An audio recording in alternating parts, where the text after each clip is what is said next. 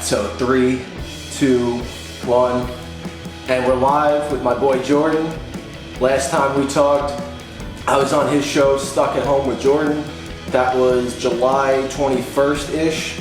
I actually had to go back before we just started recording the show and check the exact date on that because I wasn't sure where we left off as far as the UFC fights that we were covering / predicting for. I know that we had made some Adesanya Costa predictions, which that turned out to be a hell of I don't want to say a hell of a fight, but the fight that I wanted it to be.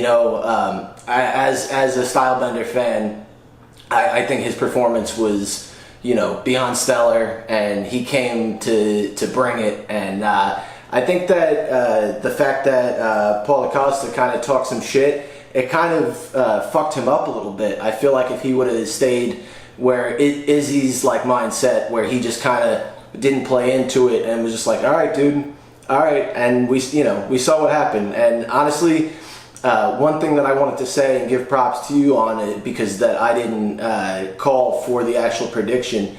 You had called that Stylebender was going to use the kicks to his advantage, which obviously he did. We saw the legs of Paulo Costa after just that first round was incredible. Couldn't believe how much damage he had taken, and you could see the red on the legs immediately. And obviously that took him off of his balance because he started falling right away. And I thought my idea was that he might try to get him to the ground and just choke him out so that he didn't have to do a lot of work. Obviously, I was wrong. There was a lot more shit talk after that point, to the extent of where I'm sure Izzy was like, nah, I'm not even going to give him the advantage of getting choked out. I want to really beat him bad. And that's exactly what he did. And, we saw the little hump at the end, and that was a little added bonus for anybody wanting to see Izzy take down Costa. So that was a major one that we had talked about. But I think that a couple of the big ones that happened more than anything else, I basically want to start with was, and I don't like this guy at all, but Colby Covington had an incredible performance against Tyron Woodley at that fight night back in September. I was beyond impressed. I thought that Woodley was going to bring it a lot more, but it seemed like Covington just dominated the entire fight, and as a result, obviously, I hate to say it, but he walked away the obvious winner. I don't think that Woodley even won a round on that fight, so that was a big one. I don't know if you have any insight on that, comments that you wanted to mention. Yeah, I mean, I'm not a huge fan of Covington, but the one thing is, these wrestlers, and you know this as a wrestler, they're fucking tough as nails, man. And a guy that can take that beating from Usman, come back to fight Woodley. I mean, I think you still got to do Gilbert Burns Usman, but Colby is right in the running. After Usman Burns, whoever wins that fight, which, I mean, Burns could win that fight too. You got to give Colby the next opportunity. I love Tyron Woodley, but he's getting in his 40s. I think he's 41 or something. Yes, I believe so. He's rapping and doing all that other stuff. I mean, dude, when you're going in there with guys that want to take your head off, you got to commit 3, 4, 5, 6 months to that. That's what you got to do. But that whole card was pretty sweet because you had Donald Cerrone versus Nico Price, and I mean that was a good fight. They had a draw. Okay. Exactly. That was honestly, it really did feel justified. Even though Cowboy was upset, it did feel justified to be a draw because they really both did dominate 2 rounds each. Yeah. I believe it was a 5-rounder. At two rounds each, and then kind of split that middle round. So in that regard, I couldn't really blame the fact that it was a draw. I don't typically always agree with the judges, but in that regard, that seemed justified. Yes, that was one of the fights that happened, and we also had Khamzat Chimaev. He destroyed that guy. He destroyed his opponent, Gerald. I'm forgetting his last name. Meerschaert. Exactly. that was just a domination. It didn't even seem like Mershart, showed up. He looked scared in there. Like Khamzat's total UFC fight time was like 1 minute and 45 seconds between like 5 or 6 fights. Not to mention, he broke the most amount of fights in the least amount of time. I think it was in like a 90-day period. He's got 3 wins. What can you say about the guy? He's unreal, He's next level. And I feel like, that's the reason that we see all of these fighters now. No one wants to fight him. I believe Weidman was offered the fight. He was like, nah, I'm not going to do that. What's his name? That's Stephen Thompson, Wonderboy. He didn't. Really? He had no interest. Who else? It's a bad matchup for him. It definitely is. But so yesterday we had some development actually. So we're shooting this on Friday, the day before the UFC 254. But we saw it looked like Khamzat and Leon Edwards are agreeing to actually fight after Leon Edwards was removed from the top 10 rankings, top 20 rankings. I forgot what the actual number of that they put out. I think it might be 15. Oh, I didn't know that. But yeah, so there was a lot. He was pissed that he got removed from that because apparently he had turned down a bunch of fights this past year. So now the UFC is kind of slapping him around to kind of discipline him, I guess. And now he's been like, inactive for a while, yeah. Yeah, so, and I honestly, I don't recall a lot of his fights. I do remember that he got into that little scuffle with Jorge Masvidal, and that was really the most we've seen of him lately, So I'm looking forward to that one. That should be a good one. But man, Khamzat, as much as I want to say that I don't like him, I'm kind of on the Khamzat train too because he's obviously unreal. He seems like he's like a bigger version of Khabib, and it seems like he's got a bright future in the UFC. So I'm excited, and I think that he was even saying that he would fight Stylebender at some point, but even Stylebender was like, dude, let's go, I got this. But so sorry, I didn't know if you were going to say something or not. No. I think were you going to go back to the Stylebender Costa? Yes, exactly. Yeah, well, I remember watching it and being like, I always hear Joe Rogan say it, and he's like, Stylebender's like a technician with the striking. And in that fight, I really was like, holy crap, like this dude is like, he's a precision striker. He's so technical, and even the feints and the pumps and the movements, like he's baiting you, he's goading you, and you don't know what's happening when you're looking at him. And from a bystander perspective, and you have the commentators talking, and they're piecing it together for you. It's like it's like poetry in motion. It's beautiful to watch. And I remember the Romero fight when he started. There was nothing up top. There was nothing really going for him as far as attacking the head or the body. So he just chopped up those legs. I mean, it sucks that Costa got his legs jacked up. But dude, why does nobody try to take Stylebender down? Like if you're Costa, you're a big guy. You probably have the weight advantage after the cut and you bulk up again. Why not take this guy down? I don't understand why nobody's trying to take Izzy down. Not to disrespect his jiu-jitsu, but Costa's I think a black or blue belt jiu-jitsu in Brazil. I can't understand why he didn't go for not 1 or 2 or 3 takedowns. No, you're absolutely right, and I think that the Yoel Romero fight is a great example because after witnessing him, destroy those legs, I know Yoel Romero did the dance afterwards, whatever. I don't know why Paulo Costa wouldn't go back to the drawing board and say, listen, there's got to be a different approach to this because obviously standing with this guy, it doesn't matter how hard you hit at that point in time. Standing with this guy, he hits just as hard with his legs, and I mean he can fight southpaw. He can, his striking up top is on point. There's nothing that he really can't do on his feet. So I feel like it doesn't really matter what your background is if you're trying to fight him standing up. You need to just work on that wrestling on the ground type, ground and pound type, style because that's really the only approach that we haven't seen many people take with Stylebender, and I agree. I feel like that would definitely be an important one to maybe, you know, finally take that GOAT status away from him. But who knows? I mean, to jump around a little bit, we've been seeing him and John Jones beefing a lot, and I feel like if there's one guy that's going to give Stylebender the fight of his life, it's going to be John Jones. And if there's one guy who's going to be able to, you know, fight him on the ground, it's probably going to be John Jones, you know? So I think that if John Jones takes the same approach of trying to just, you know, throw some lefts and rights, it's not going to be enough. You know, he's going to need to pull something big out, because it's clear that it doesn't matter how strong and like big you are, Stylebender, it doesn't work against him, you know? So I'm interested what you think about that. Well, it was funny. The last John Jones fight I saw, you know how they'll sometimes put like an American wrestler or a boxer or whatever style fighter they are.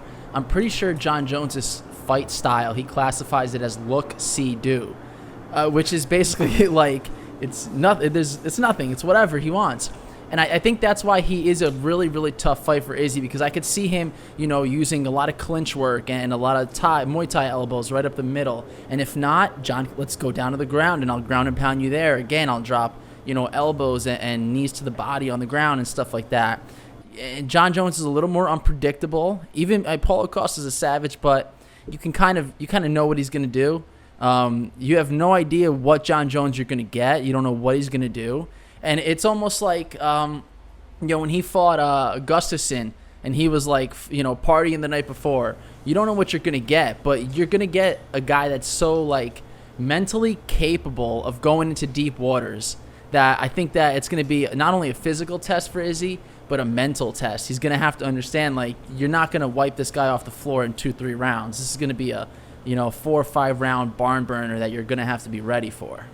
Absolutely. You know, one thing I will say, though, is I think it gives some hope to Stylebender after the performance that John Jones had against Dominic Reyes.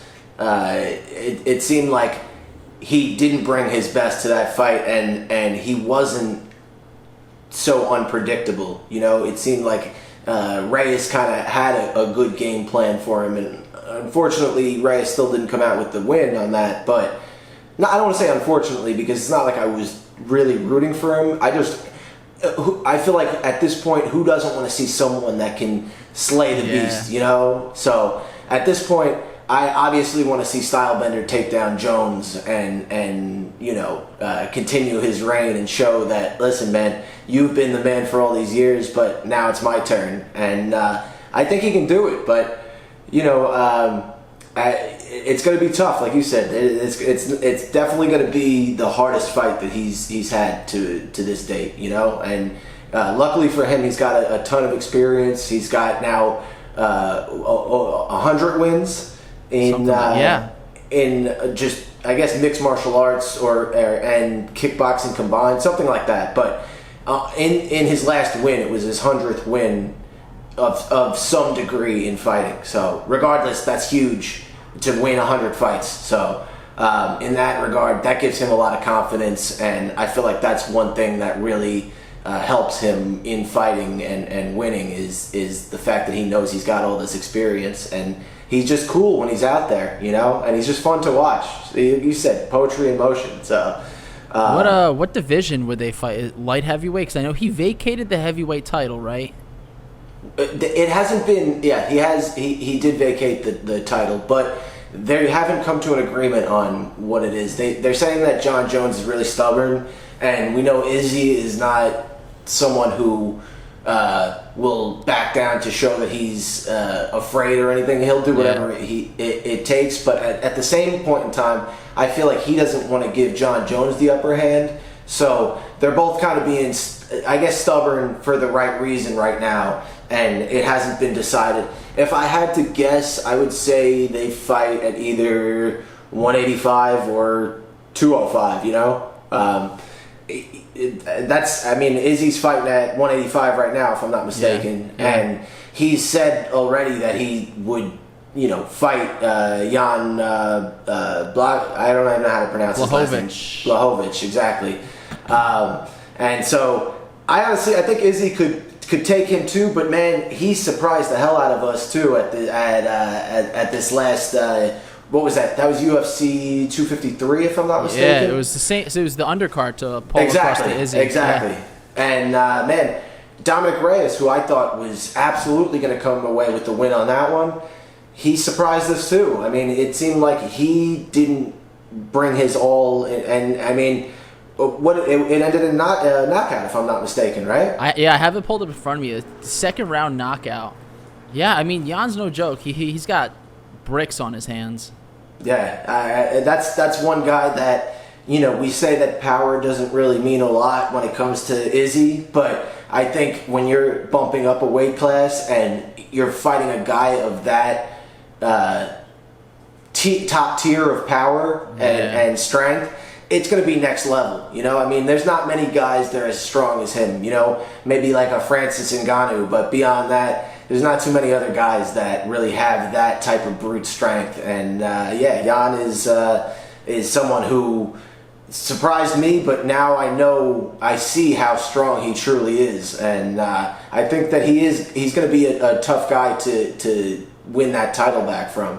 So, but yeah, no, that honestly, that surprised me that he knocked Dominic Reyes out. I did not see that coming. I did think there was a chance for Jan to win. I really got to admit I haven't seen a lot of his fights prior to that one, but I did know that he was somewhat of a big deal, and I thought that there was a chance that he could definitely, steal that show. But if I'm not mistaken, Dominic Reyes was the favorite for that one. Yeah, I mean, anytime you're coming off a John Jones fight, you're probably going to be favored. Right. I was surprised it was a knockout. I was like, okay, Jan could win this, but probably in the third round or something, or a decision, but not a knockout. That was good to see.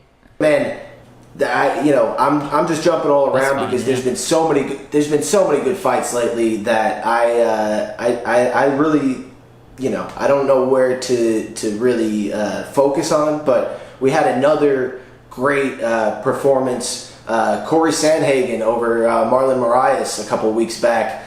Man, I thought that Moraes before the fight started might be the winner on that one, but Sandhagen really didn't even give him the chance, at all. And I guess I kind of counted him out a little bit after his loss to Aljamain Sterling.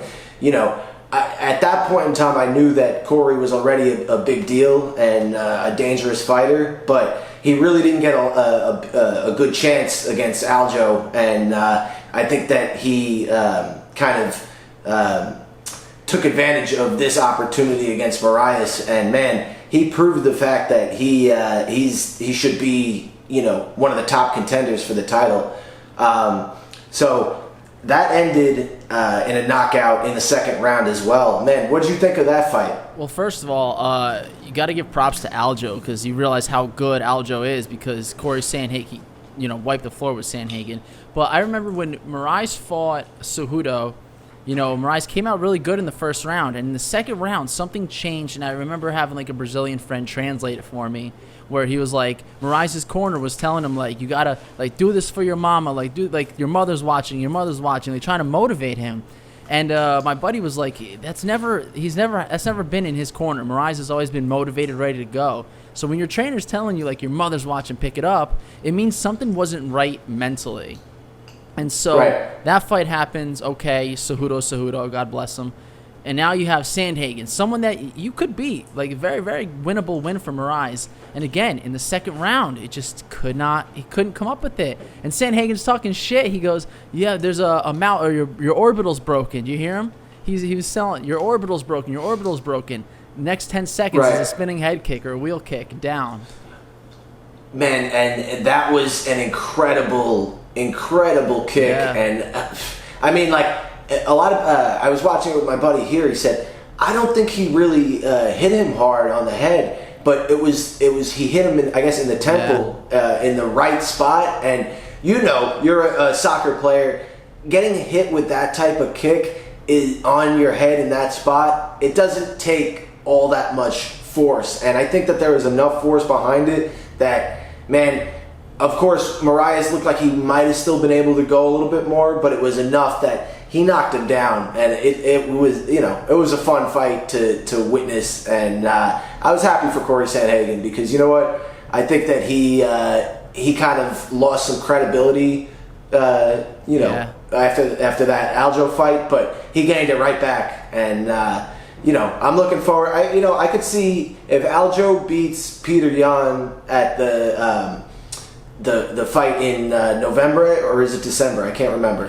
That is the next fight. Either way, then I could see a rematch if Aljo wins the title. I could see him fighting Corey Sandhagen again, because who knows what will happen. If Sandhagen knows to expect that choke, he'll prepare for it, and he's a good enough fighter that will be a barn burner right there. The two of them, hell of a fighter, and Aljo is a beast, so I look forward to that. I think that division is really booming, and we got Cejudo on Twitter going crazy, saying he's sick of people showing off his titles and whatever. But man, this guy, he's kind of frustrating to watch. At first it was funny, but now at this point it's like, man, come back if you're really that annoyed by it, Yeah, exactly. So I'm not a huge fan of him, but I do know he's a beast of a fighter, and I think that him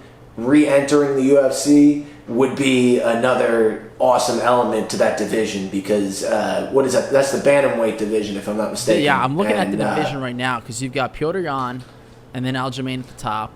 Corey Sandhagen's in third. But a little bit of like a ringer is Cody Garbrandt, and right now he's ranked fourth in that division. And you put a little respect on that guy's name too. He's been killing it recently with the last fight he had.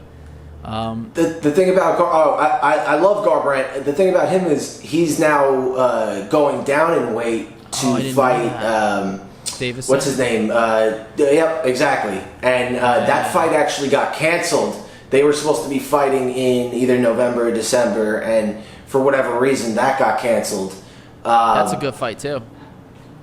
But, that one, it will be a hell of a fight. And beyond that, Cody is, like you said, he is someone that you definitely got to give some respect to, because, man, that one knockout, I don't even remember who he was fighting. But yeah, it doesn't matter. It doesn't, exactly. It doesn't matter, but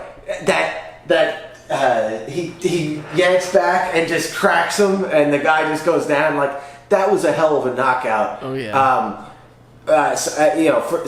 For him, Cody is definitely one of my favorite fighters in the UFC right now. One knockout I wanted to bring up really quickly was the Joaquin Buckley knockout. Knockout of the year status, and wow. I don't even know what to say about it except wow, because, man, watching that happen live, obviously I wasn't in person, but just watching that that happen, and not knowing that was going to happen. I mean, I've seen a couple of his fights before, and he's definitely an exciting fighter because he's got so much energy, and he's another guy that's so strong, but man, that was definitely a crazy knockout. I don't know what you think about that one. Well, I just had it. That was the Mariah Sandhagen card. That whole card was full of crazy knockouts. Like, that was a great card. But yeah, it was great to hear. I love the post-fight interviews, because you really get a grasp on whether these guys are like preparing for stuff, or whether it's like a flyby, just like I saw it. But you heard him say, like, he caught my leg the first time, and I think I've been watching a lot of soccer, and recently there's a lot more scoring than previous years. And what people are saying is that there's less pressure from the fans on the defenders. So the defenders are kind of taking maybe a mental lapse. It's easier for offensive players to go. I think this is a similar situation where you don't have as much pressure building in these arenas, and so you kind of are more willing to just say, I'm going to throw a weird, spinning kick, and just if I've whatever happens. Like there's less audience pressure. There's, you know what I mean? There's kind of like it's like a sparring match almost, like a high stakes sparring match. And so, you know, you're just like, the dude's like a 20-something-year-old kid. And he's like, fuck it. And that knockout was just like, it was out of a Mortal Kombat video game. He just I was just about to say that. It literally looked like a video game knockout. I mean, like the fact that he, you know, his eyes were gone, but he's like, you know, somewhere else trying to stay up and then just drops. You know, the sound that it made. It was like a smack. Exactly. And the fact that there's no audience plays a huge, role in the fact that knockout was so exciting, because the audio that came off of that clap or whatever you want to call it was something else. You know, I was showing that to a couple of my coworkers, and one of my coworkers said, "Man, what, is there no one in the crowd? Because I feel like I could hear that so well." I said, "Man, that's why it's so exciting, because you see how painful that must be, and how crazy that is that this guy landed this. You know, it's like it's such a rare. I mean, we saw all the reactions to UFC fighters on Twitter too. They were saying like that would never happen. You know, that's like crazy that he was able to do that and then perfectly land back on his feet. You know, that like he and he didn't even have to do anything after that. He just like basically walked off. You know, so." That, you know, overall, that just like for someone who's not a top name in the UFC, I see a guy like him definitely stepping up and you know, making a name for himself that much more after that. So you just said something right there. He's not a top guy in the UFC, but one thing that I think is a symptom of COVID is that all these guys who are no names, or, you know, the playing field is sort of leveled. Everyone is just at home. Whatever gym you have at home is what you're going to work with. And some of these guys like Joaquin Buckley, who are kind of out of nowhere, they're probably training in like, you know, some ghetto ass gyms right now. Like they're willing to fight. And Dana's just building up cards. He puts anybody on, and if you prove yourself, you prove yourself. You know, Joaquin Buckley in that fight, he was taking some shots. There were some punches he took where his head spun, and I'm like, fuck you, bro. How are you still moving? And so you see the grit, the toughness, the determination. And then, of course, you topped it off with a little bit of skill and some guts. And, I mean, there's been some fun fights just because these guys are willing to just throw caution to the wind a little bit. Yeah, absolutely. And, I mean, I completely agree in the fact that because we've had so many, one after another events for UFC throughout COVID, like you said, it really has even the playing field, because even for me, someone who I feel like is an avid, UFC watcher, I don't necessarily remember every single fighter, but now that some of these guys are stepping up to fight 2 or 3 times, a guy like Brian Boom Kelleher, who, he's fought like 3 times this year. He's not a top guy in his division, but I mean, he's someone who I find, he's got a lot of, hype behind him of coming from my area on Long Island, and he's just, I don't know, he's exciting to watch. I've seen him lose 1 this year, but he's won two fights, and I feel like a guy like him definitely has gotten a lot of notoriety from this whole UFC COVID stint. So for that, I agree. I mean, that's just an example. Obviously, there's a lot of other guys to include. I forget what the fight card was, but you said wasn't it October 15th she was born, right? Yeah, and so October 17th, Ortega, Korean Zombie, probably. But the particular fight was Jillian Robertson, and she's one of my favorite female fighters. I just think she's badass, and she's a jiu-jitsu practitioner, I believe. And so we came home just in time to catch that fight. So I'm holding my daughter, being like, "Look, like one day we'll put you in some jiu-jitsu classes, and you'll do that." That's awesome too that she saw her first UFC card, right? Right away, 2 days old or whatever. That's really cool, man. And I really like hearing that. And yeah, no, that was actually a cool fight too.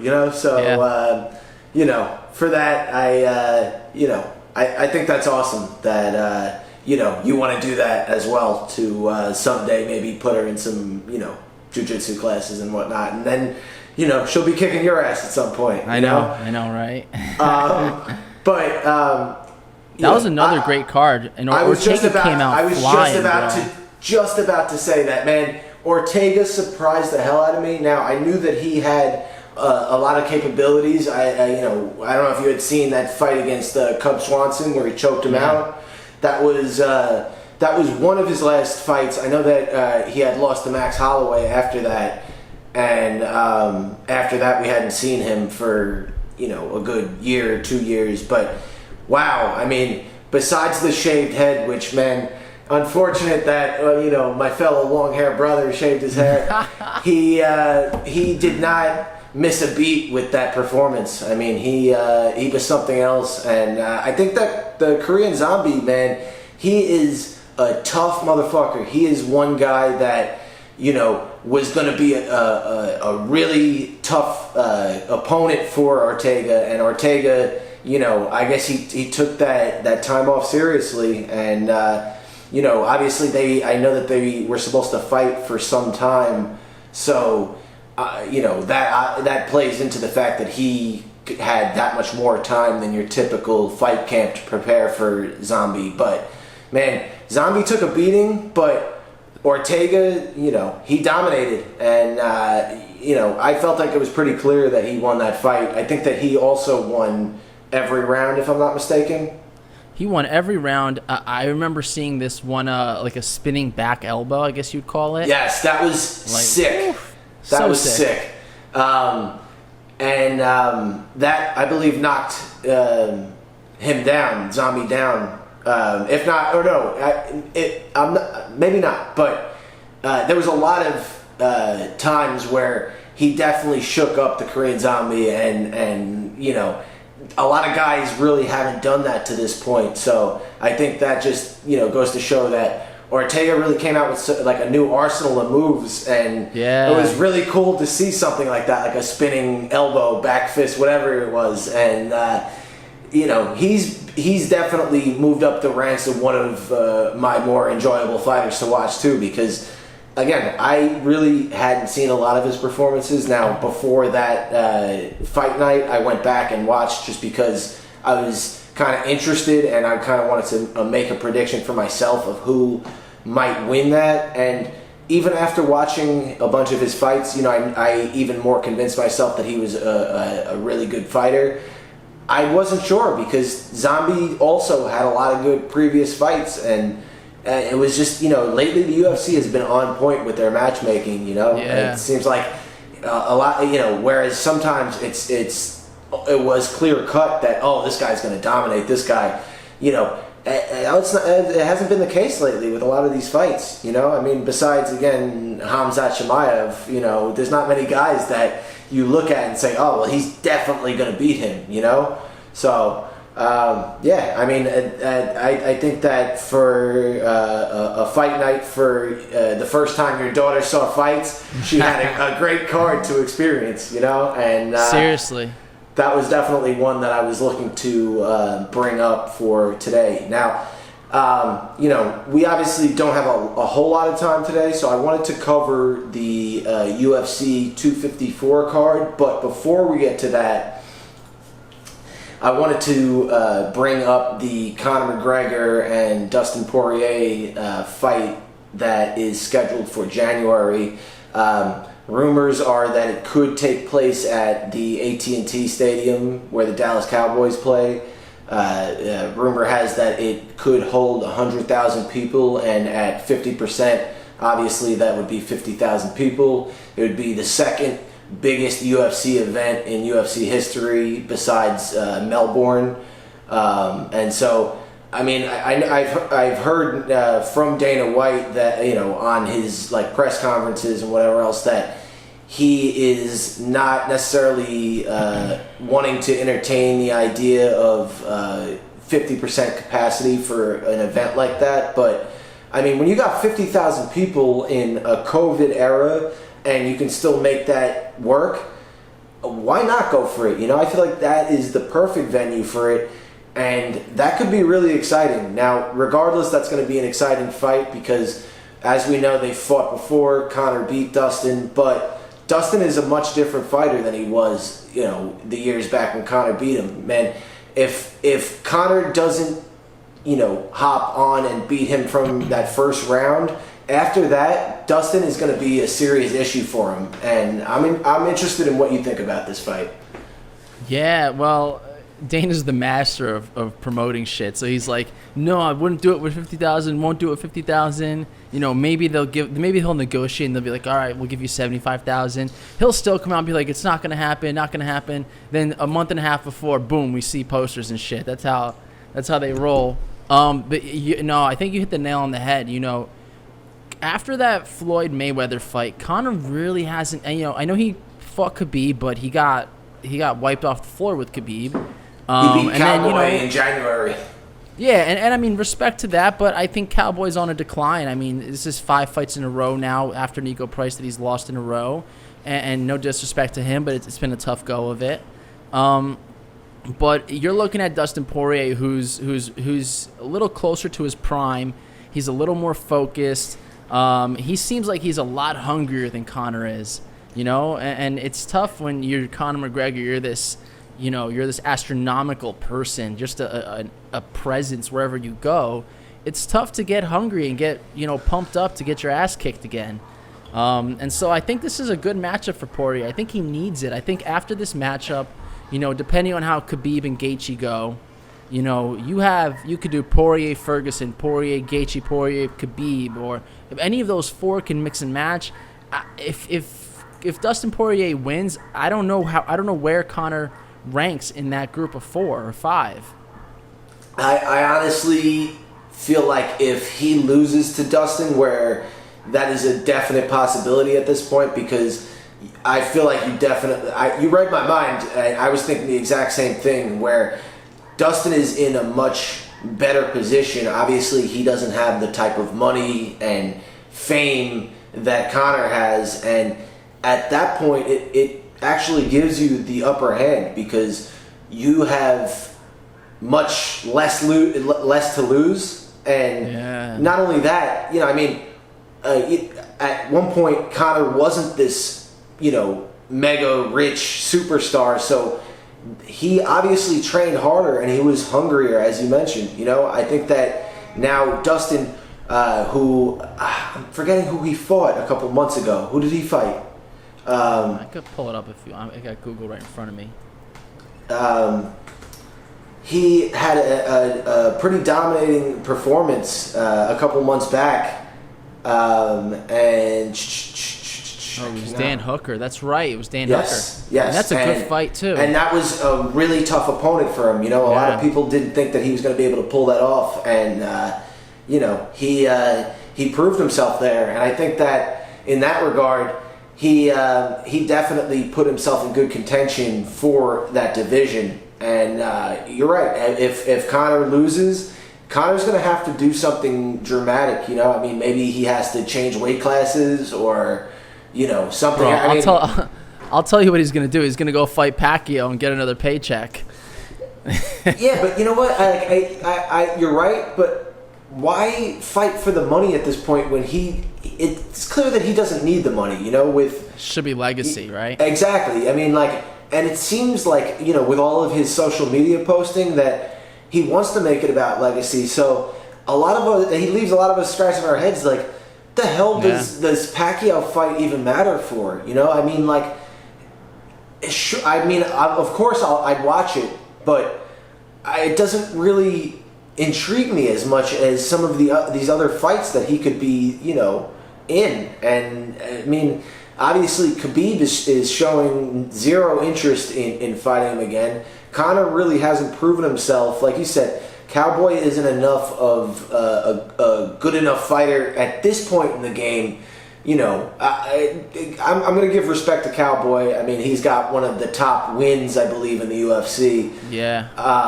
But he's kind of over the hill. So Conor needs to beat someone else. A win over Dustin will put Conor in good contention for, that division. Regardless of what Khabib thinks. And this is also pending who wins between Khabib and Justin tomorrow. But I mean, I think that McGregor Justin Gaethje fight would be pretty interesting to see too. I mean, I'm not gonna count Justin out of tomorrow's fight because he's when we'll get to that. But it's just there's so much to be determined in such a short time for this division that it's really hard to say what comes next after who wins this because we don't know who wins tomorrow. So I mean, it's exciting. There's a lot that is going to take place in the next couple of weeks, a couple months, and we're going to see where this division really lies. So have McGregor and Ferguson fought yet? I don't believe they have. I definitely don't. I feel like that would have been something that I would have known about if they have. Yeah, but that would be a super fight. Also, I mean, Tony, hell of a fighter, got beat up by Gaethje, but I wouldn't necessarily count him out. I mean, every dog has his day, and I think that he's also allowed to have a not so great performance. So I mean, not everyone could be Khabib Nurmagomedov and be undefeated, but I think that Tony still has an opportunity to prove himself. It's going to take him a little bit more than some of these other guys because of his performance from Justin, but I wouldn't count him out. I think that you're right. A McGregor-Tony fight could definitely be possible, and I would personally love to see that, being a fan of, I guess, both of them, I mean, when I say a fan, I think I'm just more a fan of their performance rather than their actual ego and, whatever they're about, I think that McGregor, no matter what you can say about him and how he's got a big mouth and all this, he's a hell of a fighter. He's been a champ. There's a lot of things that people want to say to bring McGregor down, but you can never count him out either. So I think that him versus Tony would be a very good fight for the UFC, and I wouldn't be surprised to see it happening. So that's a good call on that one. I mean, I want to talk about the Gaethje-Ferguson fight because I think that's an example where, like, Ferguson's trainers, agents, whatever his team is, I think they should have said, hey, Tony's known for being a willing fighter all the time, a great employee of the UFC. But I think there should have been a moment where they said, listen, you've just been training for Khabib, a guy who's going to bring you to the ground. You've been training for, elbows from the back. That's how you're going to beat Khabib. Let him take you down, be on your back, and you've got these sharp elbows, throw those down there. You've been training for Khabib, who's a different fighter than Gaethje. And now you take Gaethje on short notice and get absolutely rocked, and now you're down the pecking order. It's later in your career. That to me was a frustrating fight because I know Ferguson was going to take it. I knew it was going to be a tough fight, and he could have won it, but it was a bad matchup on short notice for him. And now, like, it's Gaethje's turn to go after Khabib, and we'll see what happens, I guess. But if you're Tony Ferguson, you're like, fuck, this was my moment to take down Khabib. Like, I've been training for this, and I mean, it's the fifth or sixth time they're doing it. It just didn't want to happen. I don't know. I just felt bad for Ferguson and Gaethje, and that whole matchup that Ferguson had was rough because, like I said, when you train for Khabib, you train for Khabib. It's not like training for other fighters. No, you're not wrong at all, and that's why I kind of, I mean, like, as much as I want to say I wasn't completely satisfied with how that turned out, I mean, I think that, that just goes to show that now we really are not sure what's going to happen with this whole Gaethje-Khabib fight because, if Gaethje can beat up Tony that bad, I mean, sure, he wasn't prepared for that, but Gaethje is still a wrestler too, and that's that's kind of where I wanted to move this to. The fact that Khabib and Gaethje are both kind of good wrestlers, and the people are saying, all right, well, Khabib is just going to dominate him on the ground, and even Khabib has said it. You can get up once, but you're going to get tired. At some point, I'm just going to keep taking you down and keep taking you down. I think he was making fun of Daniel Cormier on the phone with him. Yeah. Saying, man, I don't know if you watched that UFC Embedded series. I just watched it, actually. Like, exactly. Just before the podcast, I was watching it. Exactly. So you know exactly what I'm talking about. Yeah. And so basically, they're on video chat. He said to him, your fight against Stipe, you only got up that one time. That one time, and it didn't seem like Stipe, could keep taking you down or whatever. I'm gonna keep taking this dude down. I don't quit with that. And I just thought that was powerful, because Khabib knows his game plan, but at the same point in time, Gaethje is obviously preparing for that, and like we just mentioned, he's a great wrestler also. So I wouldn't count his wrestling game out at all. And beyond that, he's another hard hitter. Khabib is too. But one thing I will say is I think that Khabib is more dangerous with some of his submissions.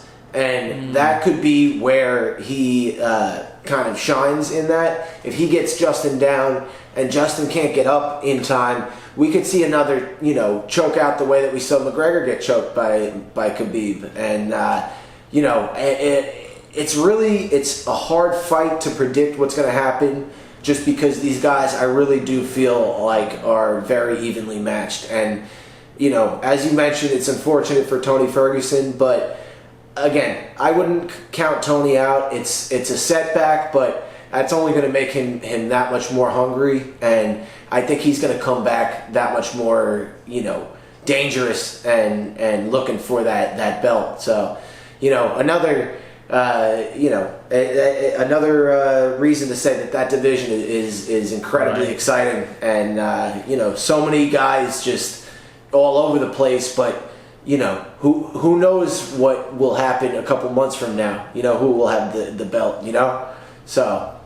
Yeah, I mean, Khabib, Justin, this is such a tough one to call, because I mean, they're the perfect. I think it's like the perfect matchup style, where Khabib can box. People don't think of him as a puncher boxer, but he can box. He has got good hands.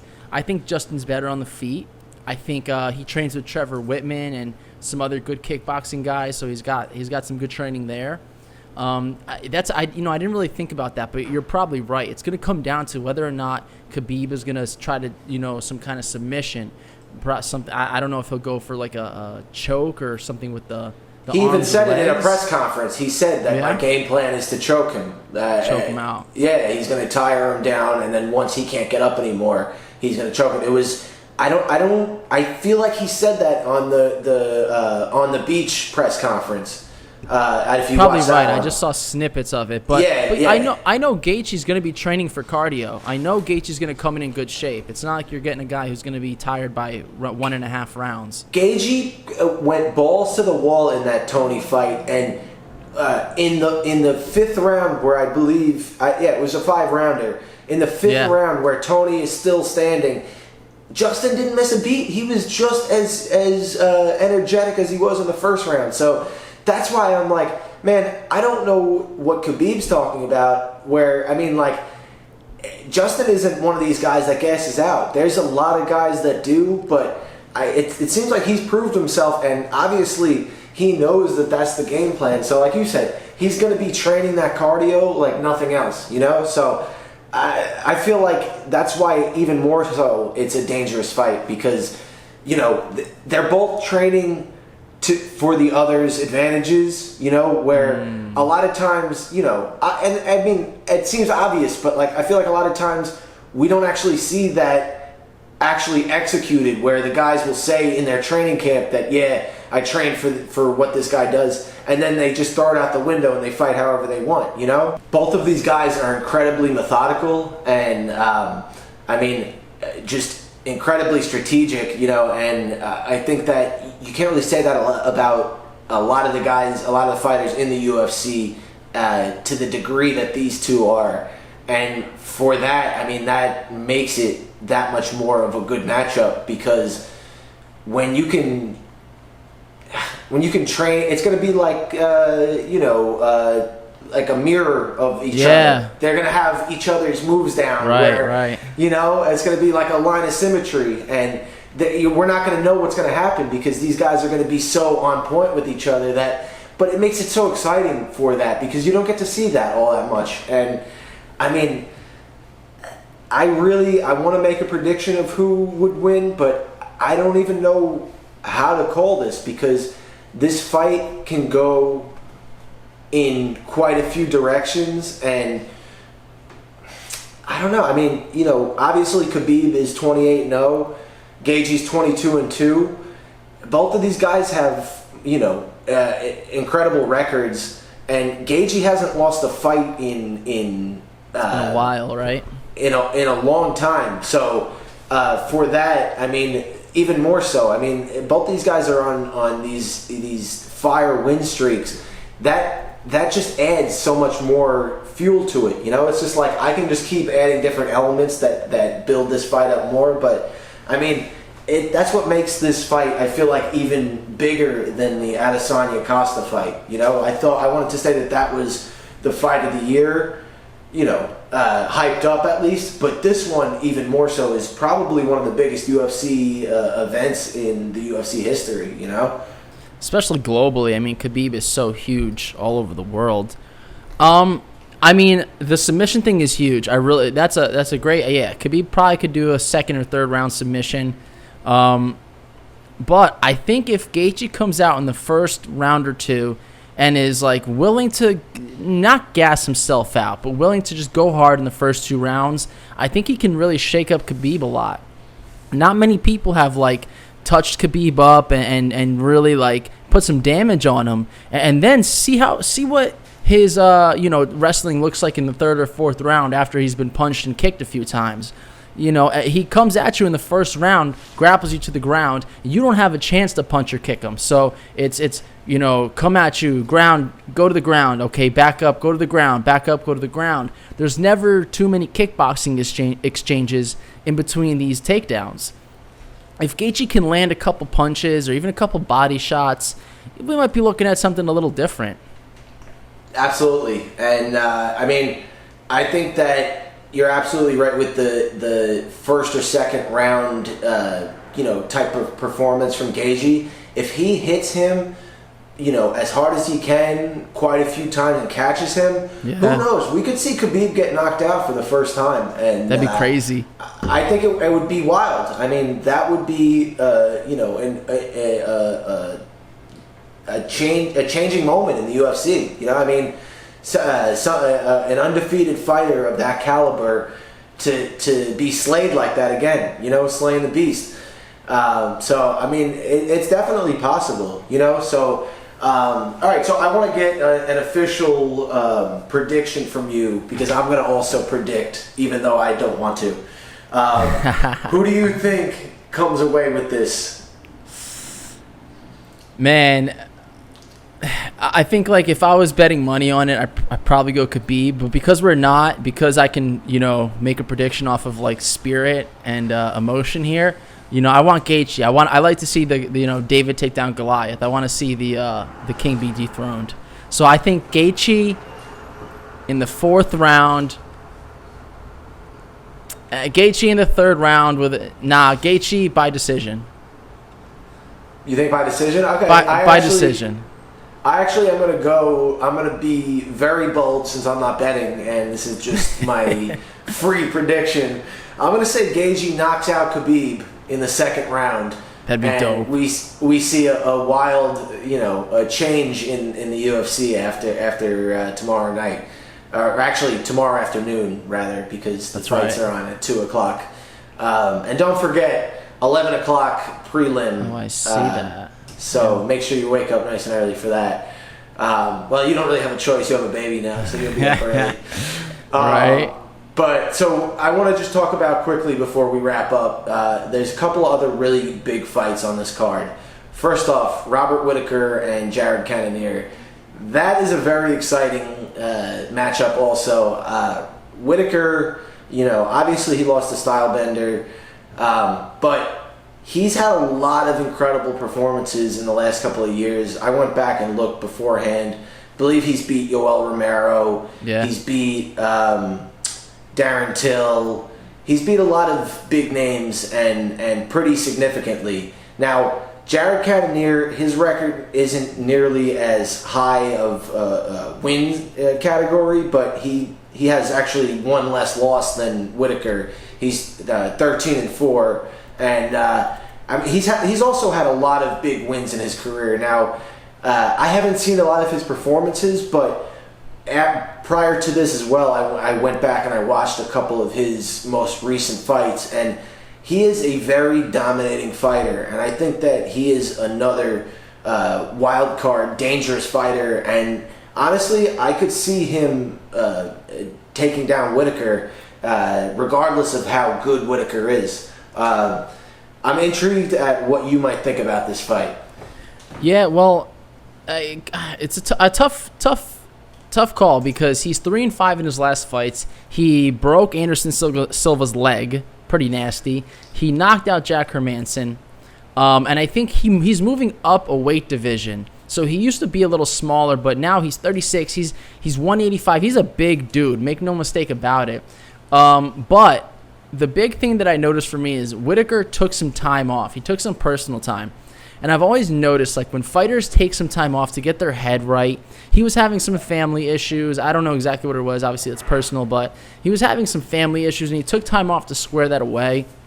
I think that's an indicator that a fighter's coming back 100% committed.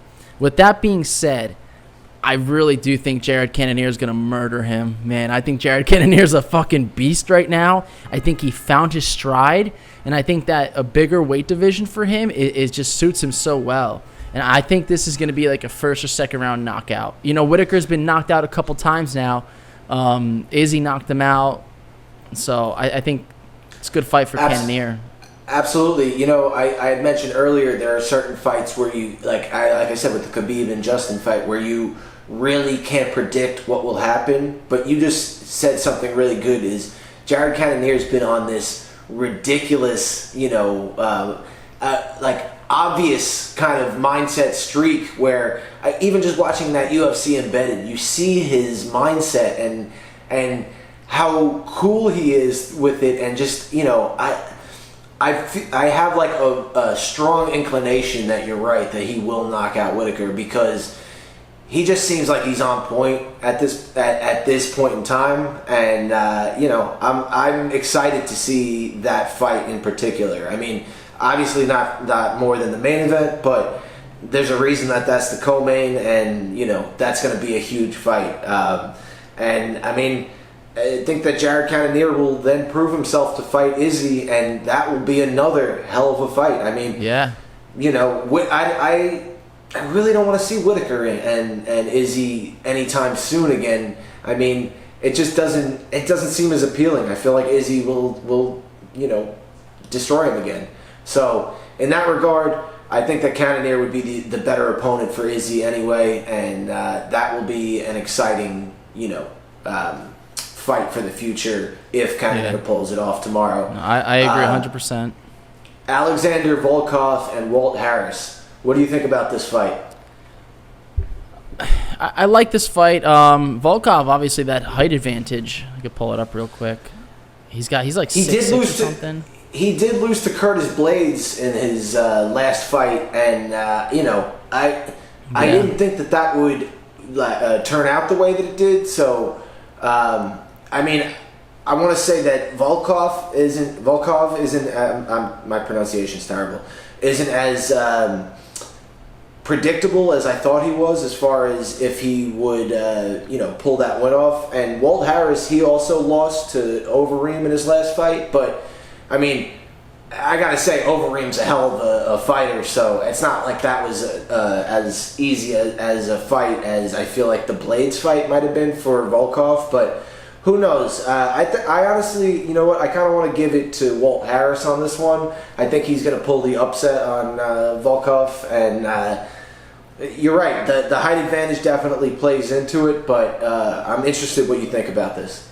So the height advantage isn't as much as I thought it was. He's 6'6", Walt Harris is 6'4". He's got an 80-inch reach advantage as opposed to Walt Harris' 77-inch reach advantage. I thought that after Overeem got his lip split by Jairzinho, it was going to be like a downward spiral. But Overeem's taken out Sakai and Walt Harris. I thought that, Walt Harris was dealing with a lot of issues with his daughter, if you remember. And I thought that would be like this Overeem versus Walt Harris was like the perfect fight for him. A veteran, maybe on the decline that he could take out. But he had a tough go of it. I hope he comes back ready to fight, and I'm really rooting for him. But a part of me thinks that Volkov is just, I think there's maybe less emotion in the fight. He's coming into it more of just a pure fighter. They're in Fight Island, so I think if Volkov is coming from Russia, I don't know if that makes the travel any easier. That's something I just thought of now. But again, man, I hope Walt Harris wins. I really hope Walt wins. I have a lot of emotional desire to see him win. I think he's a great guy, and he's been through a lot. But I do think this is going to be a tough fight for him. Absolutely. And, it's another one where, I'm more kind of up in the air of who will win that one. But I'm definitely excited for it. One other quick thing I just want to cover, just 1 minute, is a fight that I've been looking forward to for a long time. It is the beginning of that card. Is it? Is it the Kutaliba? Of course, exactly. My God! I almost kind of spoiled that, but yes, that is exactly the fight I've been looking forward to. That dude's wild. He is very wild, and I think that this guy Magomedov is a really tough opponent for him. Guy's only lost one time. He's another, Khabib-esque kind of fighter and, a tough motherfucker. So I think that's going to be a hell of a fight. And I'm excited for that one in particular. I'm glad that it's the first one on the main card because I can't wait for that to happen. It's been drawn out for so long, and I feel like there is definitely some bad blood. There's not a lot of bad blood on this whole card. Most of these guys are pretty good with each other. But these guys don't like each other, and I'm excited for this one. I don't always enjoy seeing. I like some sportsmanship, but who doesn't like some bad blood every once in a while? And this one is definitely going to be that. So good guess on that, and I'm glad that we're on the same page with that one. No, that's going to be a banger of a fight, and Ayan Kotaliba, however you pronounce his name, he's such a weird character. I feel he can take him and he can give him. He can, and same thing with Magomed Ankalev, whatever. He's just these weird kind of characters. You don't know what you're gonna get. The face-offs actually seemed pretty calm because I know Ayan Kotaliba used to dress green like the Hulk, or he screams in your face. But this is pretty mellow, so I think they're really going out there to knock each other's heads off. You're right. He immediately turned to the press. It seemed like he almost, didn't even want to engage Magomedov. So in that regard, I'm excited for that one. So, but it pretty much seems like we ran out of time. Really grateful that we could do this, and hopefully we can make this somewhat of a, semi-regular thing. Recap every couple of events, and if anyone tuned in, if you guys like this, make sure you subscribe to Stuck at Home with Jordan as well as Stillwaggon Symposium on YouTube. You can check it out on Apple Podcast, on Spotify. Jordan, I don't know if you're on any other platforms, but that's all I'm on. And, I'm on those two and YouTube. Yes, exactly. And YouTube's a good one.